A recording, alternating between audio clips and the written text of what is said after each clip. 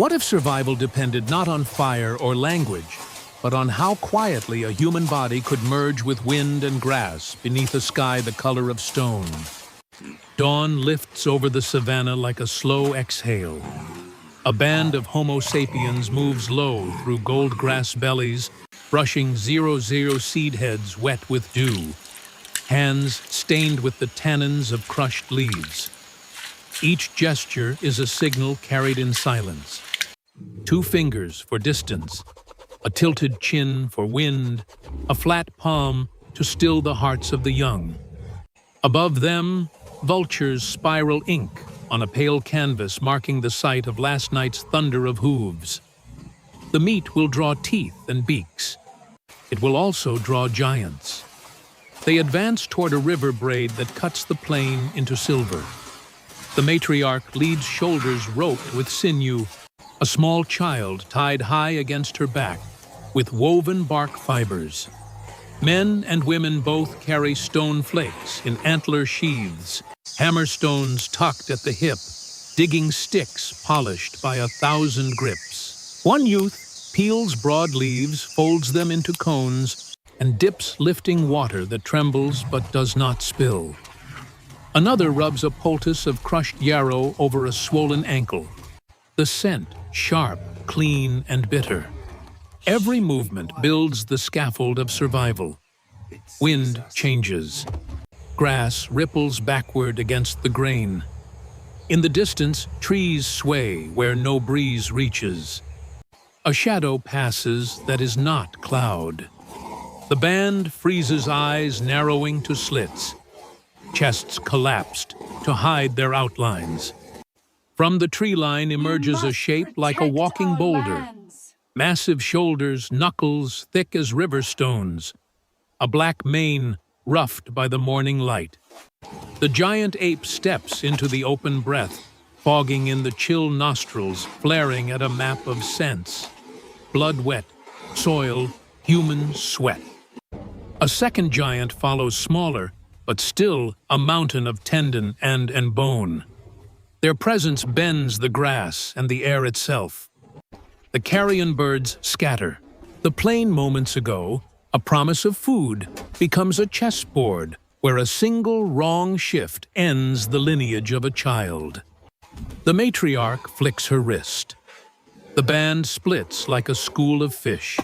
3 adults slip toward the riverbank, where reeds offer bristled cover. 2 climb the low fig, testing each branch with the soft percussion of toes and fingers' bodies flowing upward without a whisper. The rest fan left skirting downwind, dragging thorny branches behind to erase tracks to confuse the story. The ground tells teeth. At the carcass, a zebra, crumpled with its striped bright hide, torn hyenas cackle, then think better of it and break into a flat run. The giants reach the feast and kneel with a groaning grace, hands like shovels parting flesh. Ribs crack like dry sticks. The smell rolls thick and metallic. It lands on tongues and memories alike. The humans watch with hunger sharpened by patience. They have scavenged before, after lions, after hyenas, after storms. But giants are new rulers on this morning's plain. A low rumble vibrates through soil and bone. The larger ape lifts its head listening, then swings its face toward the fig, where 2 humans cling to the green shade. Silence deepens until it has weight. The matriarch's pupils widen. Her free hand finds the haft of a fire-hardened spear. She does not throw. She waits. The fig's branches tremble. A child pressed against bark lets slip a muffled whimper. The sound carries no further than the ape's ears, but that is enough. Its gaze locks amber eyes, flaring like molten stone in the sun. It rises muscle and shadow shoulders, blotting the horizon. The smaller ape follows its lead, both now pacing toward the tree. Each step presses the ground into shallow craters. The matriarch's hand quivers against the spear. The band's fate hangs in that moment between breath and silence. She signals barely a twitch of the wrist. From the reeds by the river, two hunters emerge not forward, but sideways, flanking bodies crouched low like panthers. They carry stones chipped into blades, edges glinting with cold intent. Another pair begins rattling thorn branches against each other, a dry rasp imitating the warning of serpents. The sound slithers across the plain. The apes halt, nostrils, widening ears, swiveling like shields. Confusion crackles in the air. For a heartbeat, predator and prey, giant and fragile, weigh each other in a balance older than time. Then the wind betrays them.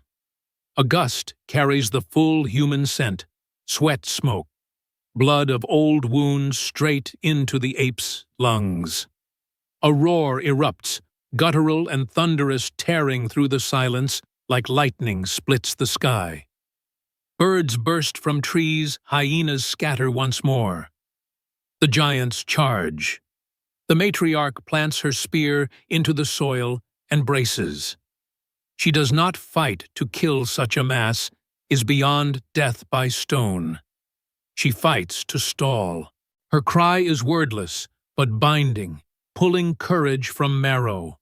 The others move as one youth vaults from the fig's lower limb, hurling a shard of rock that slices the smaller ape's ear. Another slaps mud across his chest, making himself scentless shadow. Mothers clutch infants to their breasts, ducking into gullies where roots weave a natural fence. The clash is a storm of muscle against will. The larger ape slams into the spear shaft. It splinters shards, tearing palms, but holding just long enough for others to scatter. A hunter leaps to the carcass, slicing free strips of meat, flinging them wide as offerings distractions. The apes hesitate, nostrils twitching at fresh blood, torn between hunger and rage. That sliver of doubt is the human's thread of salvation. Water churns at the river's edge. The band dives, clutching children, dragging branches to float as shields. Mud cloaks their scent, reeds fold around their forms. Behind them, the giants settle into tearing meat again, their fury cooled by feast. The savanna exhales. But the band knows this is not victory, only survival borrowed. As the sun climbs, they regroup under the fig body's trembling wounds washed in river water leaves, pressed against cuts to draw out heat. The matriarch lifts her chin to the sky, streaked with vultures. Her people gather in a circle, passing torn fruit, sharing water scooped in folded leaves. A moment of laughter cracks the silence, small, bright, defiant. Life reclaims itself after the storm. The circle of humans lingers in fragile peace, but the savanna does not forgive long. Clouds gather like clenched fists on the horizon. Wind sweeps the grass flat in rolling waves. The matriarch feels the shift storm. She urges the band onward, away from the river's floodplain. Feet slap mud, bodies weave between rocks and thorn scrub. Infants ride high-bound against spines that ache, but will not falter. The sky bruises purple thunder, splitting it open like bone cracked for marrow. The storm breaks. Rain lashes sideways, a curtain that blinds sight and drowns sound. Lightning ignites the plain in white flashes, each one revealing not safety but shadows moving in the torrent. The giants have followed, drawn by scent, by instinct, by rivalry written into blood. Their forms appear and vanish in the lightning, advancing with impossible patience. The humans scramble for the mouth of a limestone cave jutting from a cliff. Shelter, but also trap. Inside, the air is close, damp with the musk of bats. Fires cannot be lit. Flames would betray their hiding. They pile rocks at the entrance, hands raw, shoulders straining. The storm muffles every noise, but the band feels the tremor of the earth beneath giant knuckles. The apes have arrived. A bolder hand tears away stones like toys. A roar fills the cave, rattling marrow. Children cry. Mothers hush. Hunters raise spears, though they shake. This is the precipice. If they hold, their story continues. If they falter, their bones join the silence.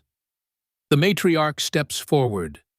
She smears clay across her skin, a mask of earth and storm, and raises her shattered spear like lightning's twin. She slams its butt into stone echo booming in the cave. Her people join pounding sticks, striking rock voices, rising not in words, but in raw sound. Thunder inside thunder. The cave becomes a beast itself, roaring against the intruders. For a breathless instant, the apes hesitate.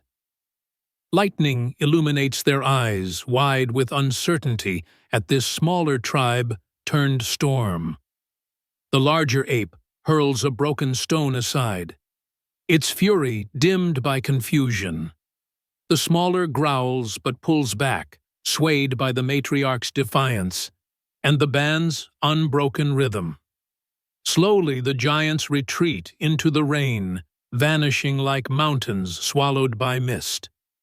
The cave falls silent, but for ragged breaths and the soft drip of water.